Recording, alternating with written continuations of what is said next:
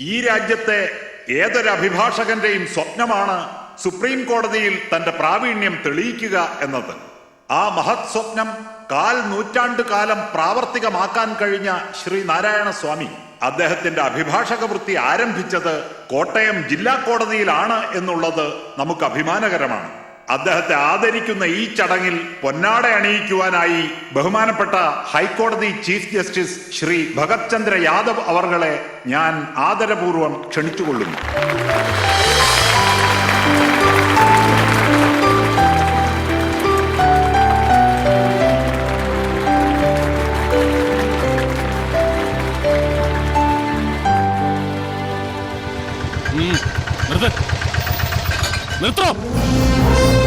സോഡയാ സാറേ? രാജഗോപാൽ സാറേ, ക്ലബിലേക്കല്ലോ സോഡയാ? Johnny sir. സർ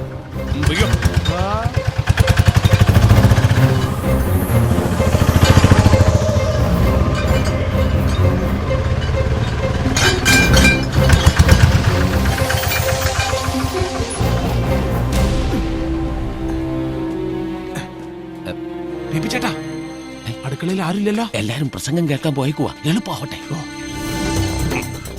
കഴിക്കേ.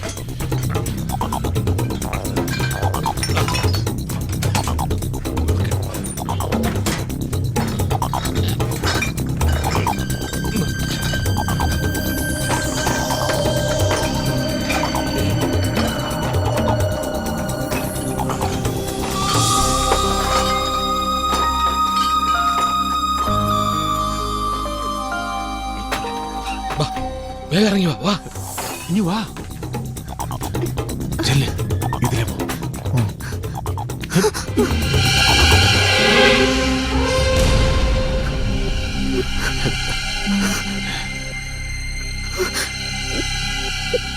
നീ എന്നാടാ ഇവിടുത്തെ സോഡ സപ്ലൈ തുടങ്ങിയത്?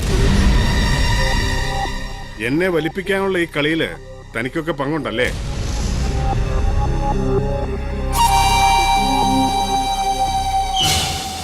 വാടിയുടെ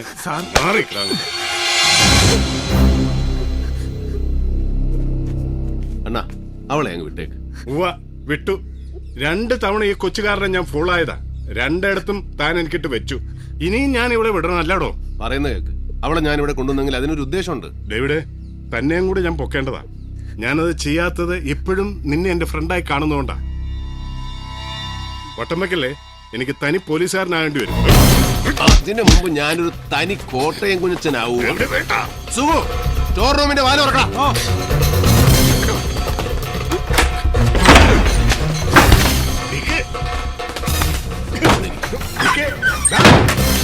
അടുത്തതായി നന്ദി പ്രകടനമാണ്. അതിനായി കോസ്മോ ക്ലബിന്റെ സെക്രട്ടറി ശ്രീ ഡേവിഡ് ജോൺ കൊട്ടാരത്തിലിനെ ക്ഷണിക്കുന്നു.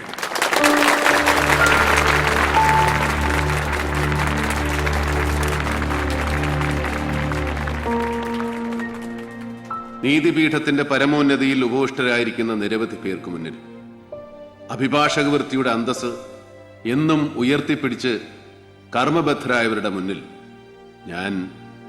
ഞാൻ എന്താണ് പറയേണ്ടത്?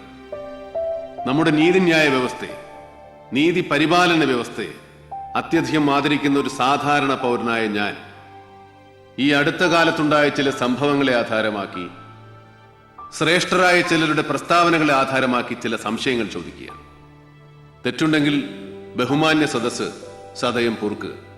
ഈ മഹാരാജ്യത്തിലെ ഏറ്റവും വലിയ സായുധ അക്രമി സംഘം പോലീസാണെന്ന് 40 വർഷങ്ങൾക്ക് മുമ്പ് അലഹബാദ് ഹൈക്കോടതി ജഡ്ജിയായിരുന്ന MN മുള്ള ഒരു വിധിന്യായത്തിലൂടെ പ്രസ്താവിക്കുകയുണ്ടായി. 40 വർഷങ്ങൾക്ക് ശേഷം ഗുജറാത്തിലെ സൊറാബുദ്ദീനെ അയൽ സംസ്ഥാനത്തിലെ മാർബിൾ ലോബിയുടെ വാടക കൊലയാളികളുടെ രൂപത്തിൽ വന്ന് കൊലപ്പെടുത്തിയത് അവിടുത്തെ ഉയർന്ന പോലീസ് ഉദ്യോഗസ്ഥന്മാരാണ്. സൈക്കിളിൽ ഡബിൾ പോകുന്നവന്റെ പോക്കറ്റിൽ കൈയിടുന്ന മണൽ മാഫിയാക്കാരന്റെ ടിപ്പർ ലോറി ഓരോ ട്രിപ്പടിക്കുമ്പോഴും ഊഴം വെച്ച് പിച്ചക്കാശ് വാങ്ങുന്ന ചില ഏമാന്മാരെ നമുക്ക് മാപ്പ് കൊടുത്തു വിടാം. പക്ഷേ FIR തിരുത്തി നിരപരാധിയെ അപരാധിയാക്കുന്ന പോലീസ് ക്രിമിനലുകൾ ഇന്നും കാക്കിയിട്ട് നമ്മുടെ നേരെ മീശ വിരിക്കുന്നുണ്ട്.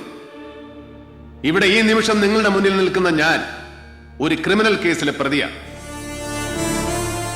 കുറ്റം ഒരു കൊലപാതക കേസിലെ പ്രൈം അക്യൂസ്ഡിനെ സംരക്ഷിച്ചു എന്നതാണ്. കൊലപാതക കേസിലെ പ്രതിയെന്ന് പോലീസ് പറയുന്ന പെൺകുട്ടിയെ സംരക്ഷിച്ചു എന്ന് ഞാനതിനെ തിരുത്തും. ആ പെൺകുട്ടിയെ ഈ സദസ്സിന് മുന്നിൽ ഞാൻ ഹാജരാക്കുന്നു.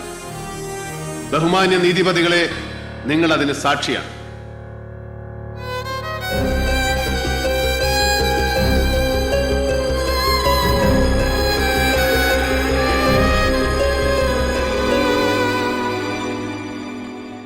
ഡോക്ടർ ബെന്നി പോളിന്റെ വധവുമായി ബന്ധപ്പെട്ട് പോലീസ് തിരയുന്ന പെൺകുട്ടി ഇതാണ്. ഉത്തരവാദിത്തപ്പെട്ട ഏതെങ്കിലും ഉദ്യോഗസ്ഥൻ ഇവളെ അറസ്റ്റ് ചെയ്യാം. പക്ഷേ അത് അവളുടെ നിരപരാധിത്വം തെളിയിക്കാൻ വേണ്ടി ആകണമെന്ന് മാത്രം. അല്ലെങ്കിൽ നിങ്ങൾ സൃഷ്ടിക്കാൻ പോകുന്നത് മറ്റൊരു രക്തസാക്ഷിയാവാം. ബഹുമാനപ്പെട്ട സദസ്സിനെ ആ മഹത് വാക്യം ഞാൻ ഓർമ്മിപ്പിക്കുക. 1000 അപരാധികൾ രക്ഷപ്പെട്ടാലും ഒരു നിരപരാധി പോലും ശിക്ഷിക്കപ്പെടരുത്.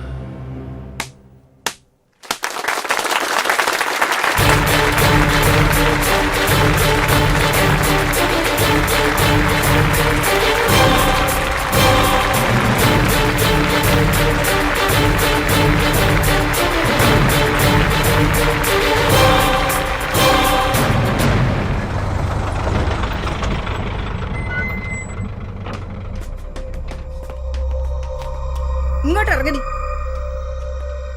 നടക്ക്.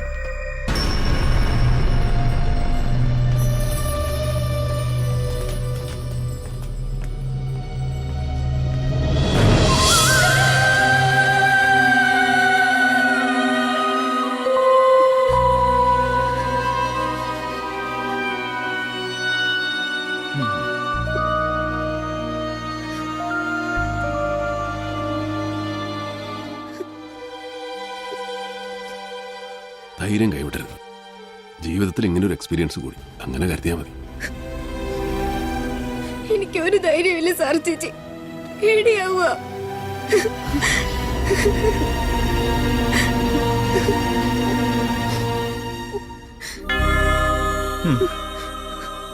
ഈ ബൈബിള് വെച്ച് ഒരാശ്രയത്തിന് ഇതിൽ മനസ്സ് മുഴുകുമ്പോ ഒരു ധൈര്യം കിട്ടും.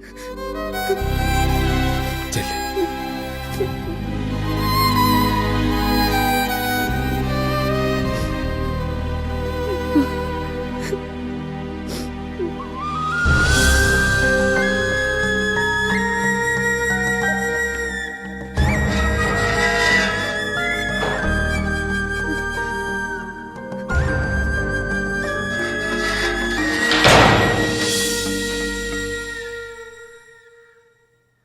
പോളിന്റെ മകനെ കൊന്നതുകൊണ്ട് ലാഭം ആർക്കാ?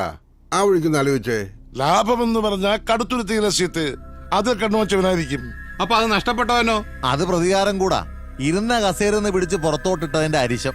അതായത് തനിക്ക് കിട്ടാത്തത് നീയും തിന്നണ്ടെന്ന്. അപ്പൊ ഉമ്മച്ചൻ തന്നെ. ബെന്നി പോളിന്റെ കൊലപാതകം തിരക്ക് വേറൊരുത്തം നടക്കുന്നുണ്ടല്ലോ. അവന്റെ ചേട്ടച്ചാര് സേവിച്ചൻ. അവനെ ഒന്ന് കണ്ടാലോ? അവൻ ഇരിക്കുന്നിടത്ത് പോയി അവനെ ഒന്ന് കാണാം.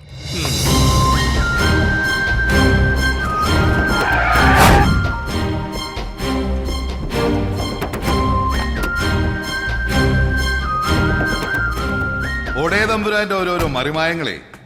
എന്റെ പിള്ളേരെ മീൻ മാർക്കറ്റിലിട്ട് നീ തല്ലിയന് നിനക്കൊരു മറുപടി തരല്ലോ എന്ന് ആലോചിച്ചോണ്ടിരിക്കുകയായിരുന്നു. അപ്പോഴാ നീ ഇവിടെ. പുലിമടയെ കയറി വെട്ടാൻ മാത്രം ചങ്കുറപ്പുണ്ടോടെ ഇവിടെ നിനക്ക്? ജോസെ, ഗേറ്റ് അടയ്ക്കടാ.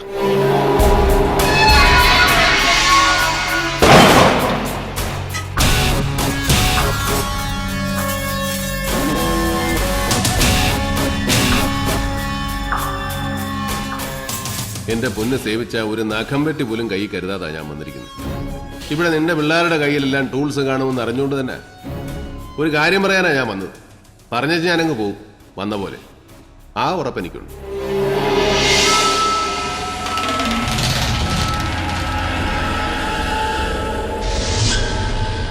എടാ മോനെ, നിന്റെ അനിയൻ ചെറുക്കനെ ആര് തട്ടി അതറിയേണ്ടത് എന്റെ നിന്റെ ആവശ്യമാണ്. എനിക്ക് ആ പെങ്കൊച്ചിനെ രക്ഷിക്കണം. നിനക്കാണെ നിന്റെ കലി തീർക്കുകയും ചെയ്യും. ഒന്നിൽ ആ പണി നടത്തിയത്, അല്ലെങ്കിൽ ആര് പണിഞ്ഞു എന്ന് അറിയാവുന്ന ഒരുത്തൻ ഇപ്പോഴും കളത്തിന് വെളിയിലുണ്ട്. അതാരാ? ഉമ്മച്ചൻ. അവനോ? നീ പറയുന്ന നേരാന്നോ? അവന്റെ പണ്ടം തോണ്ടി ഞാൻ വെളിയിലിടും. അവനെ ഞാനൊന്ന് കാണാൻ തീരുമാനിച്ചു. അവന്റെ വായിന്ന് സത്യം പുറത്തു വരുമ്പോ നീയും കൂടെ ഉണ്ടാവണമെന്ന് തോന്നി. എന്താ? ഞാൻ റെഡി. എന്നാ കേറ്.